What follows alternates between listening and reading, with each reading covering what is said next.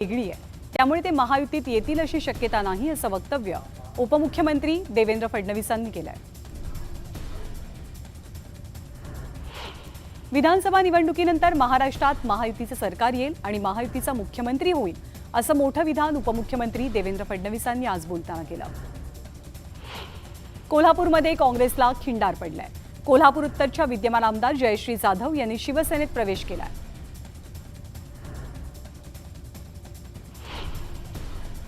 जयश्री जाधव यांना खासगी विमानानं मुंबईत नेण्यात आलं। त्यांच्यावर कोणता दबाव होता का हे जाधवच सांगतील असा सवाल सतेज पाटलांनी विचारला। श्रीनिवास वनगा यांनी मुख्यमंत्री एकनाथ शिंदे यांच्यावरती विश्वास ठेवायला हवा होता। शिंदे वनगांवरती अन्याय होऊ देणार नाही तसं मोठं विधान रामदास कदम यांनी केलंय।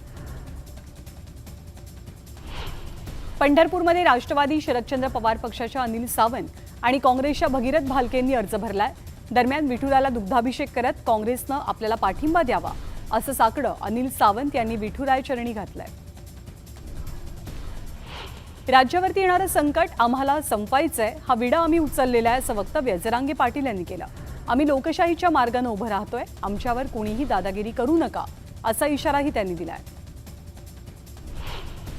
सिंचन घोटाळ्याचा पहिला आरोप देवेंद्र फडणवीसांनी केला। चौकशी सुद्धा फडणवीसांनीच लावली असा आरोप सुप्रिया सुळेंनी केला। गेलेल्या माणसाबद्दल बोलणं योग्य नाही असंही सुळेंनी म्हटलंय। आराराबा यांच्यासारख्या प्रामाणिक स्वच्छ व्यक्तीवरती बोलून अजित पवारांनी मोठं पाप केलं, त्यांच्या पापाचं फळ त्यांना भोगावं लागेल अशी टीका बुलढाण्यामधल्या तत्कालीन अभियंता विजय पांढरेंनी केली आहे। चिंचवड विधानसभा मतदारसंघात राष्ट्रवादीतनं बंडखोरी करणाऱ्या नाना काटेंची अजित पवारांनी मनधरणी केली। काटेंच्या निवासस्थानी जात अजित पवारांनी त्यांच्यासोबत संवाद साधला। हिंगोली विधानसभेत महाविकास आघाडीमध्ये काँग्रेसच्या 3 जणांनी बंडखोरी केली आहे। त्याचबरोबर वसमत विधानसभेत काँग्रेसच्या 2 महाविकास आघाडीत बंडखोरी करत अर्ज दाखल केलेत। त्यामुळे आता बंडखोरांच्या मनधरणीचे प्रयत्न सुरू झालेत। काहीही झालं तरी निवडणूक लढवणारच असा इशारा विधानसभा मतदारसंघातील शरदचंद्र पवार पक्षाचे बंडखोर उमेदवार बाबाजानी दुर्राणींनी दिलाय। ते पाथरीमधनं निवडणूक लढवतात। मुस्लिम समाजावरती अन्याय झाल्याची प्रतिक्रिया दुर्राणींनी दिली आहे। वसई विधानसभा मतदारसंघात बंडखोरी करत विनायक निकम यांनी अपक्ष म्हणून अर्ज भरलाय। त्यानंतर जिल्हाप्रमुख पंकज देशमुख यांनी निकम यांच्यावरती आरोप केले। त्यामुळे नाराज असलेल्या शिवसैनिकांनी जिल्हाप्रमुख हटाव आणि शिवसेना बचाव अशी भूमिका घेतली आहे। काटोल विधानसभेत माजी गृहमंत्री अनिल देशमुख यांच्या नावाशी साधर्म्य असलेल्या अनिल शंकरराव देशमुख यांनी उमेदवारी अर्ज भरलाय। याच मतदारसंघातनं महायुतीकडनं चरणसिंह ठाकूर यांना उमेदवारी मिळाली आहे। त्यामुळे या मतदारसंघाकडे सर्वांचं लक्ष लागलंय। नाशिकच्या देवळाली विधानसभा मतदारसंघात शिवसेनेकडनं ऐन वेळेला माजी सनदी अधिकारी राजश्री अहिरराव यांना उमेदवारी देण्यात आली। दरम्यान आपल्याला देण्यात आलेली उमेदवारी अधिकृत असून ही बंडखोरी नाही अशी प्रतिक्रिया राजश्री अहिरराव यांच्याकडनं दिली जाते। सर्वसामान्य जनतेनं आपलं काम पाहिलंय, त्यामुळे मतदारसंघाचा पूर्ण पाठिंबा आपल्यासोबत असून चांगल्या मताधिक्यानं आपला विजय होईल असा विश्वास प्रकाश सुर्वेंनी व्यक्त केला। सांगली आणि तासगाव कवठे महांकाळमध्ये एकापेक्षा अधिक नावाचे उमेदवार असल्यामुळे गोंधळ वाढलाय। रोहित पाटील या नावानं आणखी 3 उमेदवार अपक्ष म्हणून रिंगणात पाहायला मिळतात। सोलापूर शहर मध्य मतदारसंघात बंडखोरी झाल्याचं दिसून येत आहे। महाविकास आघाडीतील घटक पक्ष असणारे काँग्रेस आणि माकप आमने सामने आलेत। माकपकडनं माजी आमदार नरसय्या आडाम यांनी बंडखोरी करत सोलापूर शहर मध्यमधनं उमेदवारी दाखल केली आहे। हिंगोलीच्या वसमत विधानसभेत महायुतीत राष्ट्रवादी काँग्रेसचे विद्यमान आमदार चंद्रकांत नवघरे यांनी उमेदवारी त्यांना मिळालेली आहे। मात्र भाजपचे जिल्हा उपाध्यक्ष मिलिंद यंबल यांनी अपक्ष म्हणून अर्ज दाखल करत महायुतीत बंडखोरी केली आहे। श्रीगोंद्यामधनं प्रतिभा पाचपुतेच्या ऐवजी विक्रम पाचपुतेंना उमेदवारी देण्याची मागणी कार्यकर्त्यांनी केली आहे। भाजपच्या एबी फॉर्ममध्ये प्रतिभा आणि विक्रम पाचपुते या दोघांची नावं असल्याचं समोर आलंय। पाचोरा भडगाव मतदारसंघात उमेदवारांमध्ये वाद पेटलाय। महायुतीचे उमेदवार किशोर पाटील आणि भाजपचे बंडखोर उमेदवार अमोल शिंदे उबाटा गटाच्या वैशाली सूर्यवंशी यांनी एकमेकांवरती आरोप केलेत। किशोर पाटील यांनी सारख्याच नावाचे उमेदवार उभे केल्याचा आरोप करण्यात आलाय। मुख्यमंत्री एकनाथ शिंदे यांनी माहीम विधानसभा मतदारसंघातनं सदा सरवणकर यांच्या पाठीशी उभं राहत त्यांच्या उमेदवारीला पाठिंबा दिला। त्यामुळे माहीम विधानसभा मतदारसंघात तिरंगी लढत अटळ आहे। जळगावात महाविकास आघाडीत बंडखोरी करत ठाकरेंच्या पक्षाचे नेते कुलभूषण पाटील यांनी अपक्ष म्हणून अर्ज भरलाय। दरम्यान उद्धव ठाकरे आणि संजय राऊत यांनीच आपल्याला कामाला लागण्याचे आदेश दिले होते असा दावा पाटील यांनी केलाय। सावंतवाडीमध्ये राष्ट्रवादी काँग्रेस शरदचंद्र पवार पक्षाच्या नेत्या अर्चना घारेंनी बंडखोरी केली। 2019 साली माघार घेतलेली, त्यामुळे 2024 ला पुन्हा माघार घेणं शक्य नाही असं घारेंनी म्हटलंय। ऐन दिवाळीच्या वातावरणात कोल्हापुरात काँग्रेसला मोठा फटका बसलाय। काँग्रेसच्या विद्यमान आमदार जयश्री जाधव यांनी शिवसेनेत प्रवेश केलाय। अमरावतीच्या बडनेरामध्ये रवी राणांच्या विरोधात भाजपच्या तुषार भारतीय यांनी अपक्ष म्हणून अर्ज दाखल केला। वरिष्ठ नेतृत्वानं सांगितलं तरी आता माघार नाही असा इशारा भारतीय यांच्याकडनं दिला जातोय। 4 दिवसांपासून नॉट रिचेबल असलेले शिवसेनेचे पालघर विधानसभेचे आमदार श्रीनिवास वनगा घरी आलेत। उमेदवारी न मिळाल्यामुळे वनगा नाराज होते। बंड केलेल्या 40 जणांपैकी 39 जणांना तिकीट दिलं, त्यामुळे आपल्यालाही उमेदवारी मिळेल असा विश्वास होता, पण जिल्ह्यातल्या गटबाजीमुळे आपलं तिकीट कापलं गेलं असा आरोप श्रीनिवास वनगांनी केलाय। राष्ट्रवादीचे बार्शी तालुक्यातले नेते निरंजन भूमकर यांनी 15 नगरसेवकांसह शरदचंद्र पवार पक्षात प्रवेश केलाय। त्यामुळे सोलापुरात अजितदादांना मोठा फटका बसलाय।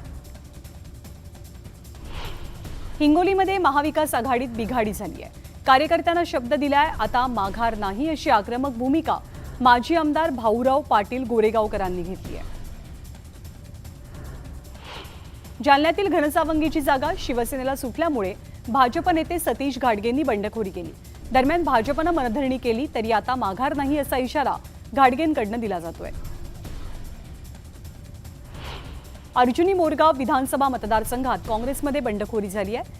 बाहेरचा उमेदवार दिल्यामुळे काँग्रेसचे कार्यकर्ते नाराज आहेत। मात्र कार्यकर्त्यांच्या मागणीला केराची टोपली दाखवल्यानं बंड करून तटस्थ राहण्याची भूमिका अजय लांजेवार यांनी घेतली आहे। बुलढाण्याच्या मेहकरमध्ये शिवसेना ठाकरेंच्या पक्षात बंडखोरी झाली आहे। ठाकरेंच्या पक्षाकडनं सिद्धार्थ खरात यांना उमेदवारी दिल्यामुळे स्थानिक शिवसैनिक नाराज आहेत। खरातांना उमेदवारी दिल्यामुळे ठाकरे गटाचे नेते संतोष तायडे यांनी अपक्ष म्हणून अर्ज भरलाय। महाविकास आघाडीत काही प्रमाणात बंडखोरी झाली आहे, त्यांची समजूत काढण्याच्या प्रयत्नात असून त्यांना सोबत घेऊनच पुढे जाऊ, पण महायुतीत प्रचंड गोंधळाचं वातावरण आहे असं म्हणत बाळासाहेब थोरात यांनी महायुतीवर हल्लाबोल केलाय। तिकीट डावलल्यामुळे काँग्रेसमधील इच्छुकांनी शहादा मतदारसंघात एक बैठक घेत बंड करण्याचा निर्णय घेतला। भरलेला अर्ज मागे न घेता अपक्ष म्हणून निवडणूक लढण्याचा पवित्रा इच्छुकांनी घेतलाय। नाशिकमधील नाराजांची गिरीश महाजनांकडून मनधरणी सुरू झाली आहे। मतविभाजन आणि नाराजी नाट्याचा फटका बसू नये यासाठी भाजप प्रयत्नशील आहे। सांगलीच्या इस्लामपुरात काँग्रेसनं जयंत पाटलांच्या विरोधात आचारसंहिता भंगाची तक्रार दाखल केली। राष्ट्रवादी काँग्रेस कार्यालयाच्या मालकी हक्कावरनं ही तक्रार दाखल करण्यात आली आहे। दिवाळीत मातोश्रीवरती माँसाहेबांच्या हातचा फराळ खाण्याचं भाग्य आपल्याला लाभलं, तर पवार साहेबांच्या घरातही आपल्याला दिवाळी साजरी करता आली अशी जुनी आठवण मंत्री छगन भुजबळांनी व्यक्त केली। जळगाव जामोदमध्ये काँग्रेसकडनं डॉक्टर स्वाती वाककरे यांना निवडणुकीच्या रिंगणामध्ये त्या उतरलेल्या आहेत, तर वाकेकर यांचे पती संदीप वाकेकर यांनी सुद्धा अपक्ष म्हणून अर्ज भरलाय। अजित पवारांनी पुरंदर हवेलीमधनं तिकीट दिलेल्या संभाजी झेंडे यांनी सुनेत्रा पवारांना पाडण्याचा प्रयत्न केलेला, त्यांनाच उमेदवारी देणं ही वैचारिक दिवाळखोरी असल्याची टीका विजय शिवतारेंनी केली आहे। देशाचे पंतप्रधान नरेंद्र मोदींच्या पहिल्या प्रचार सभेचं आयोजन धुळ्यात करण्यात आलंय। 8 नोव्हेंबरला ही सभा पार पडेल। राहुल गांधी नागपुरातनं विधानसभा निवडणुकीचं रणशिंग फुंकतील। 6 नोव्हेंबरला नागपूरला आयोजित संविधान सन्मान संमेलनात ते सहभागी होणार आहेत। बीडच्या धारूरमध्ये अपक्ष उमेदवार माधव निर्मळ यांना प्रचार करण्यापासून रोखण्याचा प्रयत्न झालाय। प्रचारापासून रोखणाऱ्या 10 जणांवरती आता गुन्हा नोंदवला जातोय। बेलापूरमध्ये सारख्याच नावाचे 2 उमेदवार निवडणुकीच्या रिंगणामध्ये आहेत. भाजप उमेदवार मंदा विजय म्हात्रे यांच्या विरोधात मंदा संजय म्हात्रे यांनी अपक्ष अर्ज भरलाय. सावंतवाडीमध्ये भाजपचे बंडखोर अपक्ष उमेदवार विशाल परब यांच्यावर अज्ञात इसमाकडून हल्ला झाला. चालकाच्या प्रसंगावधानतेमुळे मोठा अनर्थ टळलाय. चिखली विधानसभा मतदारसंघात एकाच नावाचे 2 उमेदवार रिंगणात आहेत. राहुल बोंद्रे यांच्या विरोधात राहुल बोंद्रे मैदानामध्ये उतरल्यामुळे मतदारांचा गोंधळ होऊ शकतो. पुण्यामध्ये पर्वती विधानसभा निवडणुकीत एकाच नावाचे 3 उमेदवार पाहायला मिळतात. त्यामुळे मतदारांमध्ये संभ्रम निर्माण होऊ शकतो. अश्विनी कदम असं नाव असलेल्या तिघींनी अर्ज भरल्यामुळे गोंधळ झालाय. मुंबईत काँग्रेसला मोठा धक्का बसलाय. काँग्रेसचे ज्येष्ठ नेते रवी राजा यांनी पक्षाच्या सदस्यत्वाचा राजीनामा देत भाजपत प्रवेश केलाय. रवी राजांनी आज काँग्रेसला सोडचिठ्ठी दिली आणि देवेंद्र फडणवीस आणि आशिष शेलारांच्या उपस्थितीत भाजपत प्रवेश केला. तर रवी राजा हे केवळ काँग्रेसचे नेते नाहीत, तर मुंबई महानगरपालिकेतले अभ्यासू नेते आहेत. काँग्रेसमधून एक ताकदवान नेता भाजपत येतोय, हे द्योतक कशाचं हे काँग्रेसनं समजून घेण्याची गरज आहे, अशी टीका प्रवीण दरेकरांनी काँग्रेसवरती केली आहे. रवी राजा यांना मुंबई भाजपचं उपाध्यक्षपद मिळालंय. भाजपत प्रवेश करताच रवी राजांची या पदावरती नियुक्ती करण्यात आली. राज ठाकरेंचे आभार, पण भाजपचा नाही तर महायुतीचा मुख्यमंत्री होणार, महायुतीचं सरकार येणार, ही काळ्या दगडावरची रेष आहे, असा दावा देवेंद्र फडणवीसांनी केला. मुख्यमंत्री भाजपचंच वक्तव्य कुठल्या दबावापोटी केलं? भाजपला राज्यात 50 जागाही मिळणार नाहीत. पुढच्या दिवाळीमध्ये राज्यात महाविकास आघाडीचं सरकार असेल, असा दावा संजय राऊतांनी केलाय. महायुतीतली बंडखोरी थांबवली आहे. 2 दिवसात तुम्हाला प्रत्यय येईल, असं देवेंद्र फडणवीसांनी म्हटलं. आगामी काळात भाजपत अनेक पक्षप्रवेश होतील, असंही सुतोवाच त्यांनी केलाय. मलिकांबाबतची भूमिका शेलारांनी स्पष्ट केली आहे. आम्ही नवाब मलिकांचा प्रचार करणार नाही, असं देवेंद्र फडणवीसांनी ठामपणे सांगितलंय. अन्यायामधनं, दादागिरीमधनं आपल्याला मराठा समाजाला मुक्त करायचंय. मी लढणार, माघार घेणार नाही, असा निर्धार मनोज जरांगे पाटलांनी व्यक्त केला. दिवाळीच्या पहिल्या दिवशी सावंतवाडीतील प्रतिपंढरपूर विठ्ठल मंदिरात पहाटेच्या सुमारास दीपक केसरकर नतमस्तक झाले. यावेळी काकड आरतीच्या वेळी राजन तेली आणि दीपक केसरकर आमने सामने आले. देवेंद्र फडणवीस राज्याचे मुख्यमंत्री व्हावेत, अशी इच्छा मनसे आमदार राजू पाटलांनी व्यक्त केली. फडणवीसांना आम्ही पाठिंबा देणार, असंही त्यांनी म्हटलंय. नवी मुंबई शिवसैनिकांनी काळ्या पट्ट्या बांधून आंदोलन केलं. विजय चौगुलेंच्या नेतृत्वात हे आंदोलन करण्यात आलं. आनंद दिघेंबाबत गणेश नाईकांनी चुकीचं विधान केल्याचा आरोप चौगुलेंचा आहे. काही झालं तरी आम्ही बंडखोर बापू भेगडेंना आमदार केल्याशिवाय मागे हटणार नाही. आजवर भाजप संपली असं म्हणणाऱ्या शेळकेंना भाजपकडे मदतीची याचना करावी लागते, असं म्हणत रवी भेगडेंनी शेळकेंची खिल्ली उडवली. भाजपचे नेते मोहित कंबोज यांनी दिवाळीच्या शुभेच्छा देत विजय विश्वास व्यक्त केला. 152 पैकी 110 ते 115 जागा भाजप जिंकेल आणि 23 नोव्हेंबरला आम्ही पुन्हा दिवाळी साजरी करू, असा विश्वास त्यांनी व्यक्त केलाय. क्षीरसागर कुटुंबाच्या घराणेशाहीला संपवून ज्योती मेटे यांचा विजय करण्याचा निर्धार शिवसंग्रामच्या कार्यकर्त्यांनी व्यक्त केला. तर गेल्या 40 वर्षात एक हाती सत्ता असताना सुद्धा क्षीरसागर कुटुंबानं बीडचा विकास न केल्यानं संतापही व्यक्त केलाय. वंचित बहुजन आघाडीचे अध्यक्ष प्रकाश आंबेडकर यांना छातीत दुखू लागल्यानं रुग्णालयात दाखल करण्यात आलंय. आंबेडकरांची एंजिओग्राफी केली जाणार आहे. मुक्ताईनगरमध्ये नाकाबंदी दरम्यान 4,10,000ची रोकड जप्त झाली आहे. निवडणुकीच्या पार्श्वभूमीवर रोकड सापडल्यानं शहरात खळबळ उडाली आहे. दिवाळीनिमित्त जळगावची सुवर्णनगरी ग्राहकांनी गजबजून गेली आहे. सोनं, चांदी आणि लक्ष्मीच्या मूर्ती खरेदीसाठी बाजारात गर्दी होते. पुण्यामध्ये 100पेक्षा जास्त घरफोड्या करणाऱ्या चोरट्याला पुणे पोलिसांनी अटक केली.